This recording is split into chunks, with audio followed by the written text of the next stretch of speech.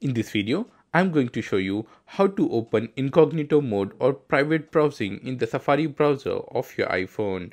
But before we get started, make sure to follow and subscribe to iOS Droids. With that being said, let's begin. There are two methods to open incognito mode or the private browsing in the Safari browser. Let's begin with the first method. Open the Safari browser. At the bottom right corner, you can see an icon. Just tap on this icon. Now you will see three lines at the center. Just tap on this. Now it gives you an option of private. Just tap on private. And this will open the private browsing in the Safari browser. And if you want to close it, again tap on this icon. Close it.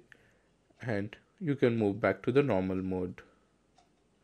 So this was method 1. And the second method is to long press the Safari browser. You can see an option of new private tab, and once you click on new private tab, this will open the private browsing. So this is how you can open the private browsing or Go Incognito in the Safari browser of your iPhone. So that's it about the video, guys. I hope you guys have enjoyed this video, and if you did, make sure to give this video a big thumbs up and subscribe to this channel for more videos like this.